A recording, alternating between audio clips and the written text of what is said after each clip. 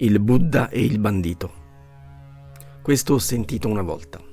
Un tempo viveva un predone chiamato Angulimala, crudele e sanguinario, dedito all'uccisione ed alla strage, spietato verso gli esseri viventi. Da lui le abitazioni erano rese disabitate, i villaggi e le città devastate, le popolazioni distrutte. Egli, uccidendo gli uomini, si faceva con le loro dita una collana, da cui il soprannome, Anguli, dita, e Mala, ghirlanda. Ora il sublime, dopo aver fatto l'elemosina e dopo aver consumato il cibo elemosinato, raccolse il suo giaciglio, prese mantello e scodella e si incamminò per la via battuta dal brigante Angulimala. Alcuni bovari, pastori e contadini videro il sublime incamminarsi per quella via e dissero: «Non andare a sceta per questa via. Lungo questa via si trova il crudele e sanguinario brigante Angulimala, che uccide gli uomini e delle loro dita si fa una collana. Per questa via sono andati in gruppi di persino 40 uomini, eppure sono caduti nelle sue mani». Così, avvisato per 3 volte, il sublime continuò a camminare in silenzio. Ed il brigante Angulimala lo vide venire da lontano e pensò: «È straordinario, c'è veramente da meravigliarsi. Per questa via sono venuti insieme persino 40 uomini, ed ora questo asceta se ne viene solo, senza un compagno, con l'aria di un conquistatore. E se ora gli togliessi la vita?» E impugnando spada e scudo, indossando arco e faretra, seguì passo passo il sublime. Ma il sublime produsse un tal portentoso fenomeno che fece sì che il brigante, pur camminando in tutta fretta, non riusciva a raggiungere il beato, che camminava naturalmente. Il brigante pensò: «È straordinario, c'è veramente da meravigliarsi. Io, che inseguendo un elefante, un cavallo, un carro, una gazzella in corsa, li raggiungo, non riesco a raggiungere questo asceta che cammina naturalmente». E fermato si gridò: «Fermati, asceta, fermati!» «Io sono fermo, Angulimala, fermati anche tu». Allora il brigante pensò: «Questi asceti dicono la verità, ma questo pur camminando dice d'esser fermo e di fermarmi. E se ora io lo interrogassi?» E si rivolse al beato con questa strofa: «Andando asceta dici: io sono fermo, e me fermo chiami non fermo. Io chiedo asceta a te: come sei tu fermo ed io non son fermo?» Ed il beato disse: «Angulimala, io mi sono fermato per sempre. Io mi astengo da ogni forma di violenza nei confronti degli esseri viventi, ma tu non hai alcun controllo nei confronti di ciò che vive. Questa è la ragione per la quale io mi sono fermato e tu non ti sei fermato.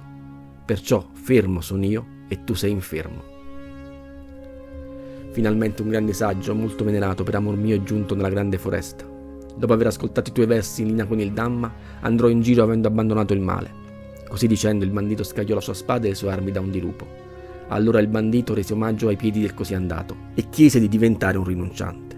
Il grande, veggente e compassionevole, il maestro del mondo, gli disse allora: «Vieni, o monaco». Quindi ora il beato, con il venerabile Angulimala quale seguace, si incamminò verso la città. Proprio allora una grande folla, raccolta alla porta del palazzo del re, levava alto clamore: «Un brigante, maestà, vive nel tuo dominio, che la tua maestà lo rinchiuda». Allora il re uscì dalla città con 500 cavalli e giunse in pieno giorno nel parco. Proceduto col carro fin dove il terreno lo permetteva, il re smontò e proseguì a piedi verso il punto in cui stava il beato. Lo salutò riverentemente e si sedette accanto, ed il beato gli si rivolse dicendo: «Che succede, gran re?»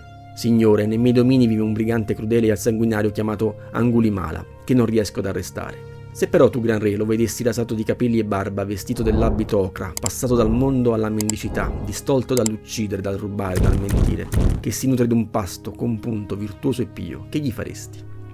«Lo saluteremmo riverentemente, signore, ci alzeremmo innanzi a lui, lo inviteremmo a sedere, gli offriremmo abiti, l'elemosina, il giaciglio, le cose necessarie e le medicine in caso di malattia. Disporremmo per la sua protezione, difesa ed asilo. Però come potrebbe la sua triste, malvagia natura subire un tale virtuoso cambiamento?» Proprio in quel mentre il venerabile Angulimala era seduto non lungi dal sublime, ed egli, stendendo il braccio destro, disse: «Questi, gran re, è Angulimala». Il re provò un brivido di terrore, e il beato, vedendolo così spaventato, atterrito, orripilato, gli disse: «Non temere, gran re, non temere, non c'è per te alcun motivo di timore». Il re si calmò e si diresse verso Angulimala chiedendo: «Vossignoria è proprio Angulimala?» «Sì, gran re». «Sia felice, signore, io provvederò affinché non gli manchi nulla di ciò che occorre ad un asceta».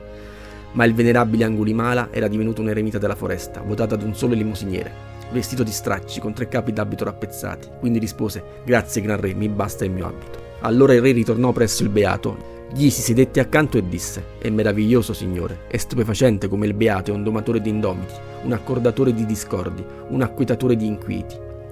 Quello che noi non potemmo domare con la pena né con la spada, quegli è stato da lui domato senza pena e senza spada. Ora noi ce ne andiamo, molte faccende ci aspettano, molti doveri. E il re si alzò, salutò riverentemente il sublime e girando sulla destra si allontanò. Il venerabile Angulimala, essendosi preparato di prima mattina, presi mantello e scodella, si recò in città per l'elemosina. Passando di porta in porta vide una donna che soffriva moltissimo per il parto. Avendola vista pensò: soffrono veramente gli esseri. Raccolto e consumato il cibo elemosinato, si recò dal sublime, salutò riverentemente, si sedette accanto e raccontò ciò che aveva visto e pensato. Allora, Angulimala, torna e di a quella donna: da quando son nato non ricordo di aver tolto intenzionalmente la vita ad alcun essere. Per quanto ciò è vero, sia salute a te e al frutto del tuo ventre. Questa, signore, sarebbe certo una mia consapevole menzogna. Molti esseri, signore, sono stati intenzionalmente da me privati della vita. Allora, Angulimala, torna e di a quella donna: da quando sono nato nella santa nascita non ricordo di aver tolto intenzionalmente la vita ad alcun essere. Per quanto ciò è vero, sia salute a te e al frutto del tuo ventre. Sì, signore. E quando Angulimala pronunciò quelle parole, la donna fu sanata e guarito il suo grembo.